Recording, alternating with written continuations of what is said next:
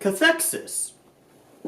Cathexis is a word that means something along the lines of an obsession or a focus on something. For example, if I said, I have a cathexis towards All-Star Batman Rebirth, that means I'm constantly thinking about this very comic book. I did not plan to use that as an example, but it happened to be seen here, so I figured I would take advantage of it. Hello everybody, and welcome to my tangent studies, where there's a whole lot of tangenting, not much studying, and we watch Star Trek. So today, we are taking a look at the Star Trek Voyager episode, Cathexis. Now, I don't remember this episode off the top of my head. I've seen the entirety of, I think, most of the seasons of Voyager, so I have seen this episode before. Hi there, my students. So this is editor me, just sort of letting you know this is going to be a bit of a different video, because a little ways into the episode, I actually realized somehow I've never seen this episode before. So this is just a blind reaction, and you'll see because I left it in the edit when I realized, oh hey, I actually have not seen this episode before. So yeah, this is, you actually get to experience it for the first time with me in this video. So that should be an interesting, different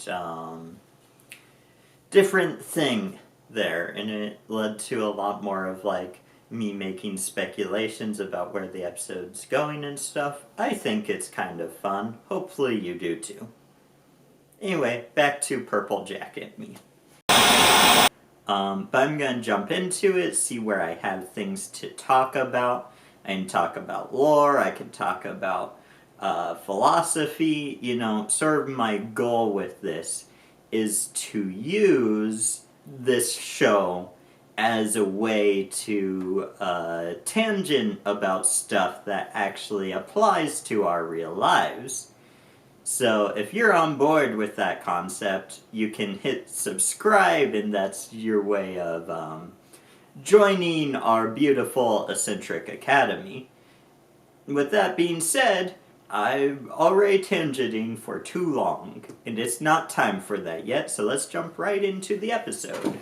And I will not brook any behavior that might jeopardize that trust. This setting is actually kind of cool. I'm a big fan of the sort of gothic Victorian sort of genre. However, this is very much playing on like the romance genre, which you might be surprised to hear I'm not as big of a fan of. I remember this sort of as like a reoccurring plot for a couple episodes. I think this is maybe doesn't have a lot to do with this episode, but we'll see. We'll see. It might.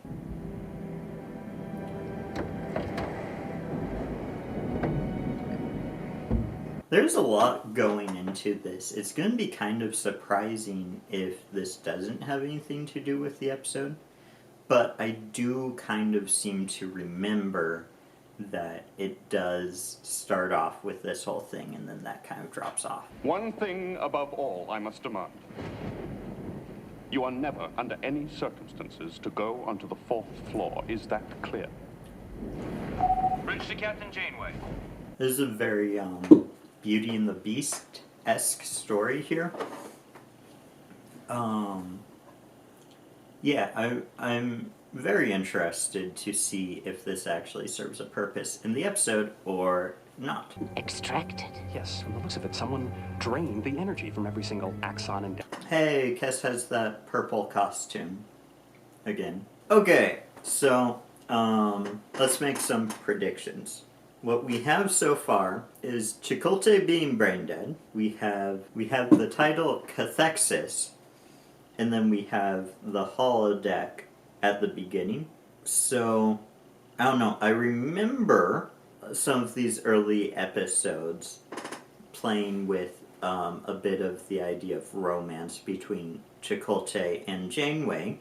So that might be what's going on here. A cathexis is usually like a unhealthy obsession with something, though it could also be used as a healthy obsession with something. So maybe Chakotay has a cathexis towards Janeway, and that's what's going to keep him alive. I don't know. That's my prediction, putting all of the pieces we have so far together. Let's jump in and see exactly how wrong I am. May have recorded information that could be helpful. I will download the sensor logs. Why would someone want to extract his bioneural energy? I don't know. But if I'm to have any hope of reviving him, I must know precisely how his neurons were depleted. So it seems like they want something that he was thinking about. That's my guess, right? That goes back to the title. That may have something to do with the holodeck. I don't know how the holodeck fits into this. Mr. Kim, check the navigational computer. Who ordered the course change? According to my readings, the command was issued from the con. I'm telling you, it wasn't me.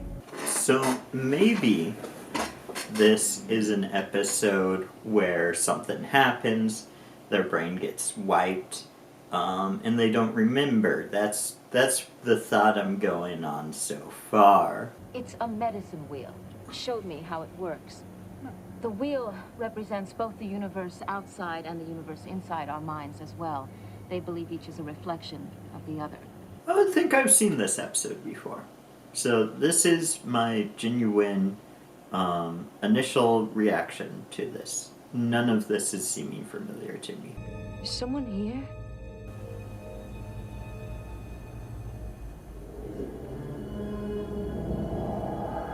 Oh, I think Chakotay is a ghost. That's interesting. Our new heading is 121 Mark 6. Get us back on course. The helm's not responding.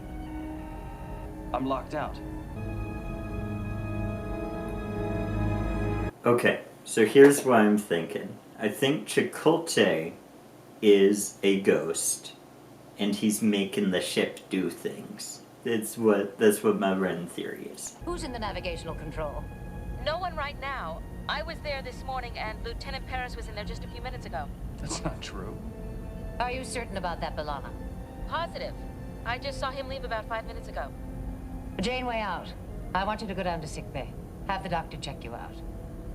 So I'm starting to think actually what the holodeck was showing us is that this is a mystery. Perhaps a ghost mystery, a ghost story. And that sort of adds up to my theory of Chakotay being a ghost on this ship. What I wouldn't give to see good old Doc Brown right now. What? Doc Brown. Lollipops in the waiting room. No holocomic books more than 6 months old. House calls. I caught a bad cold one time when I was 9 years old. The doctor whipped up a pot of garlic soup and brought it over himself. Isn't Doc Brown from Back to the Future? I was so confused because it seems like he's just talking about his doctor, like back at his home when he was a kid. But he said Doc Brown. Like, surely the writers knew the significance of that name. Wait, unless I don't understand. Maybe they're trying to tell us something, like time travel is in play? That'd be crazy. That'd be crazy, but it's such a random thing to just throw in there. I don't know what this is about. So I do think maybe the Doc Brown was a hint. I don't think it probably has to do with Back to the Future. I think they just said that name for some reason. But my theory is that there is something that is causing him to reminisce. right? And that something is maybe something that also controlled him. What I believe to be another brainwave that was superimposed on their own. Another brainwave? Whose? I don't know. So it's Chakotay, right? Like it's gotta be his like subconscious infecting people. And I think that's sort of why the medicine wheel is gonna play into this. I don't know. This is actually very intriguing to me. I'm enjoying this so far. I'd like to transfer all command codes to you until further notice. Wow. He went on his first away mission last week, last episode, and now he's already moved up to being in charge of the entire ship. That's cool. I was sort of thinking about other sort of workarounds.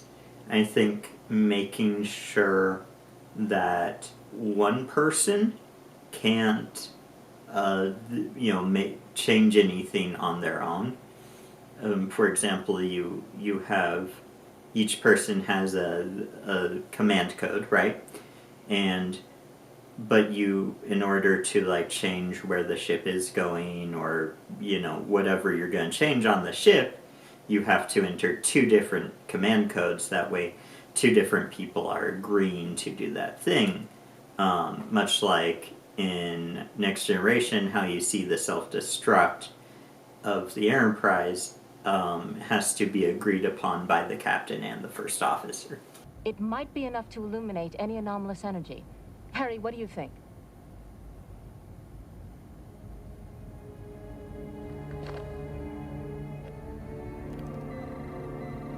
Whoa. What did I do? Stay where you are, Mr. Kim. I don't see anything unusual. But that doesn't mean anything. Mr. Kim, what were you doing just now? I was just thinking. I was remembering an old study I saw about magneton scanners. So was he taken over? Because that would point to my theory of that being taken over has something to do with nostalgia and memories and stuff. That's not all. Ensign Parsons ordered his pajuta cold. So? He always drinks it hot with lemon. But not today. Today it's cold pajuta. Hold the lemon. Mr. Neelix, just because a man changes his drink order doesn't mean he's possessed by an alien. Nevertheless. Yeah, this is paranoia here, right? This is a great sort of example of like, when you're scared and you're just latching on to any little thing, to be like, oh, that person is the alien, or that person's bad, or this thing is going on that I don't know about because of blah blah blah. But I think there is actually something that Neelix is doing good here, and he's talking to the doctor about it, right? A lot of times the best cure for you like being paranoid is just like talking to other people and letting them sort of say, sometimes people just order a different food just because they feel like having it, right? And it's nothing to be focused on. It's nothing to have a cathexis of. That's the title of the episode. Maybe that's what the title's referring to. Sounds to me like you're defending Ensign Parsons. I'm not defending him. I'm just pointing out that you're acting a little paranoid. In fact, one could say you're acting a little too paranoid. Are you suggesting that I could possibly... That was very clever of the doctor.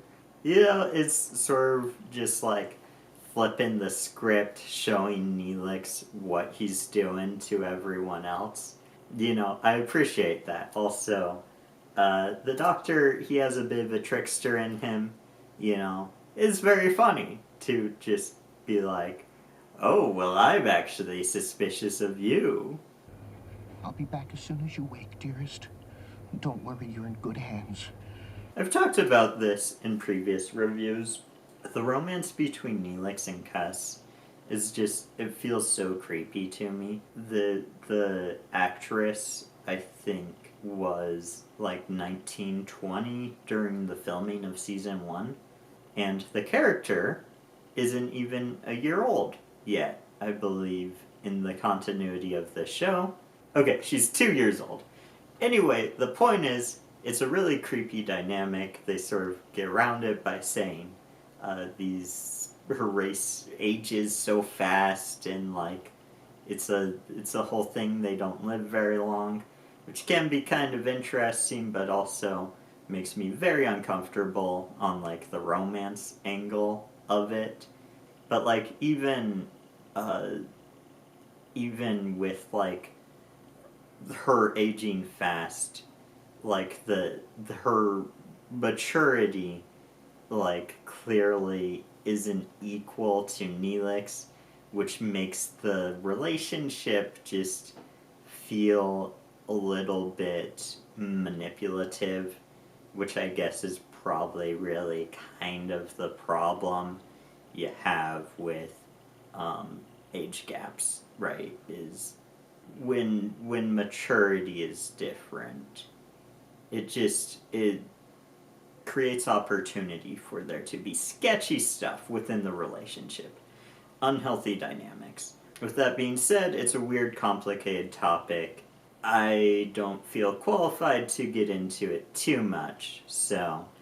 But with that being said, I am comfortable saying that the relationship between these two characters does make me uncomfortable. I feel like I should interrupt myself to clarify that I do not think every relationship with a bigger age gap is manipulative. I think more of what I was trying to say is that the relationship between Neelix and Kes does feel manipulative, and the fact that there is a big age gap there does sort of highlight the sort of awkward and discomfort of the initial relationship. I just wanted to make that really clear. Thank you. Bye. What are you doing? I am reconfiguring the sensor relays on the ship. This will only take a minute. Must you do it now? I'm in the middle of a treatment. I am sorry, Doctor. Captain Thor. Is that really Tuvok? It could be. He could be possessed by a ghost. Oh no, now we're paranoid, like Neelix. But you weren't physically assaulted. That is correct. Is it possible that you inflicted her wounds? Me? Maybe you were inhabited by the alien at that moment. It is possible. Perhaps we should have the doctor run a neurological scan to see if I show memory disruption. I do appreciate Tuvok being like, yeah, it's possible. You never know. And I think there's a lot more maturity in that answer than Neelix being like, oh, there's no way I could ever hurt Kes. Right? Like, it's, if you're being controlled, there's something on board the ship that could be controlling people, right? You can't rule out that maybe you were controlled. It's too dangerous for one person to retain the command codes at this point. Are they gonna do the 2-person code, like I suggested previously? That'd be kind of fun if the show and I had the same idea. I suggest we divide my command protocols into 2 code groupings. Hey! Who has the same ideas as scriptwriters for Voyager? I don't know. That makes me happy. You would be the reasonable choice to hold the 2nd grouping.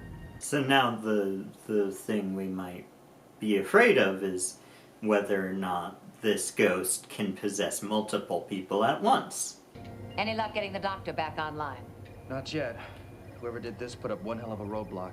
I'm gonna have to break through at least 6 levels of encryption. So what is it that the alien actually wants? Because it seems like it just doesn't want them to go into the certain area. It's interesting. There was no other ship. No ship. I'm certain of it. From what I can tell, the energy discharge came from the nebula itself.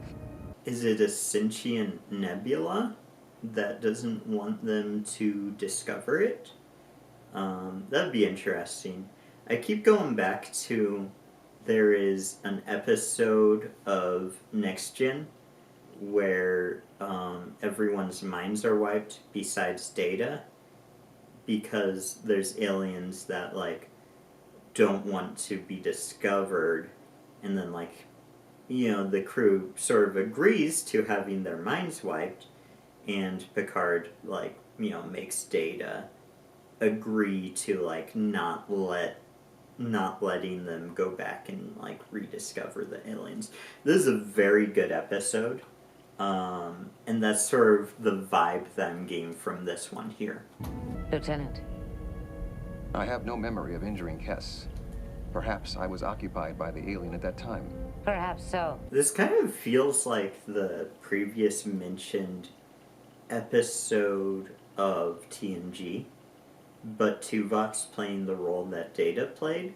Now, with that being said, Tuvok, like, I don't know, they're drawing a lot of, like, Tuvok is doing these sketchy things. I wonder how that's sort of connecting with, like, this could possess anyone, including, we saw Janeway being possessed, and we know that Paris was possessed several times, so it's interesting. Why does it keep attacking you? Okay, so in 3 instances, it has been drawn to Tuvok, so that's sort of what the difference is between it possessing him and just anyone. Still, it could be just a coincidence, Janeway. Don't jump to any conclusions. So, here's a theory. Maybe because they talked about, like, Chakotay's mind being ripped, right? Maybe something similar happened to Tuvok, but because he's a Vulcan and has telepathic powers, something's different, right? It made him able to, like, launch his mind and put it in other people. Now, why is he, like, preventing them from going back to the nebula? Maybe this is similar to the TNG episode, right? We don't want to discover this thing, right? We can't discover this thing, so I'm, like, blocking it off. Or maybe, he's just connected to a ghost somehow. We'll see. Step away from the console, Ensign.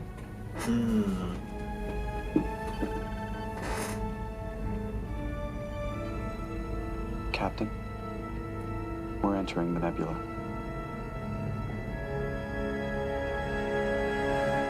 Very interesting. Is Tuvok evil? Has he been evil this entire time?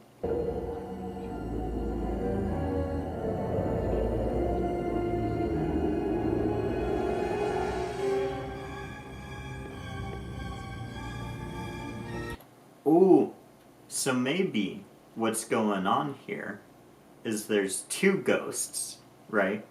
There's the one that is only in Tuvok, and that's the bad ghost.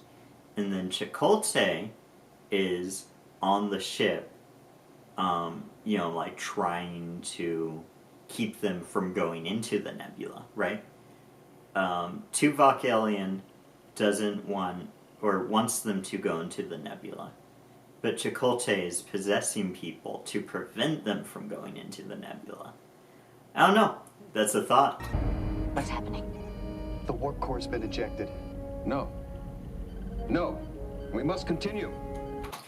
Yeah, bingo. On the money. I'm pretty sure I figured this out.